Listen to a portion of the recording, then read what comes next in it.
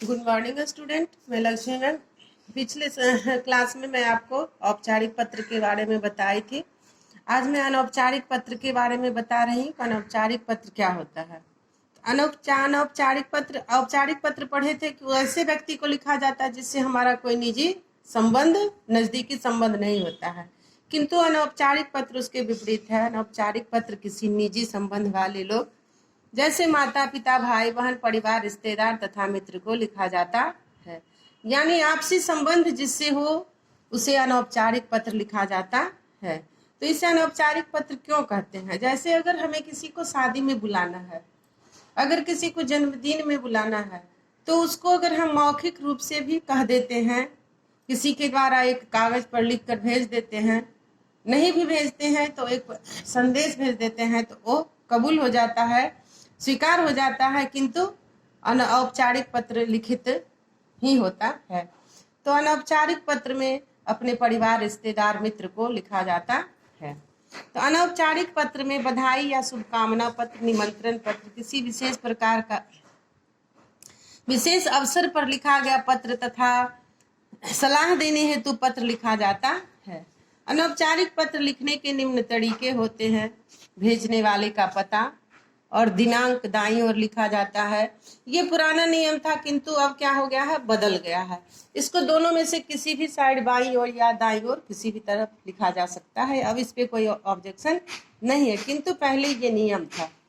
अब दूसरा है कि जिस व्यक्ति को पत्र लिखा जा रहा है उसकी पद एवं आयु के अनुरूप, यानी वो हमसे बड़े हैं, छोटे हैं, हमसे, हमारे से उसकी आयु कम है, उसके अनुसार उसे संबोधित करते हैं। जैसे अगर बड़े लोग हैं तो उनको क्या लिखते हैं, पूज्यवर, आदरणीय, और छोटे हैं तो अनुज, प्रिय, अनुज लिखते हैं। बड़े लोगों को और नीचे क्या लिखाता है, सॉरी, ऊपर बड़े लोगों को क्या लिखाता है, प्रणाम, और छोटे लोगों को शुभ प्यार, शुभ आशीष इत्यादि लिखाता है।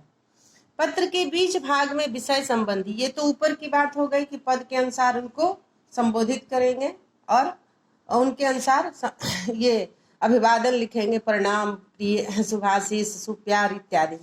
अब बीच भाग में जो है पत्र का विषय वस्तु लिखते हैं कि हम किस मैटर पे पत्र लिख रहे हैं, किस लिए पत्र लिख रहे हैं, हमारे पत्र लिखने का उद्देश्य क्या है। समाप्ति के स्थान पर फिर आयु के आधार पर ही अभिवादन युक्त शब्द नीचे जो लिखते हो, आपका प्यारा पुत्र, आपका प्रिय भाई, आपका अग्रज, ये जो लिखाता है नीचे लिखाता है।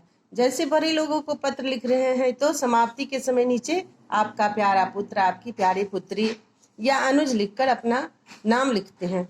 और छोटे लोगों को लिख रहे हैं तो समाप्ति के समय नीचे तुम्हारा बड़ा भाई, तुम्हारी बड़ी बहन, माँ, पिता इत्यादि, या तुम्हारा अग्रज लिखकर अपना नाम लिख देते हैं। तो ये अनौपचारिक पत्र लिखने का तरीका है कि अनौपचारिक पत्र में किस तरह से हम ऊपर लिखते हैं और किस तरह से नीचे लिखते हैं, अभिवादन में और संबोधन में। तो ये आप लोग याद करोगे। और अभी मैं आपको एक पत्र दे रही हूँ क्लास वर्क के लिए, तो आप लोग लिखोगे और लिख करके भेजोगे।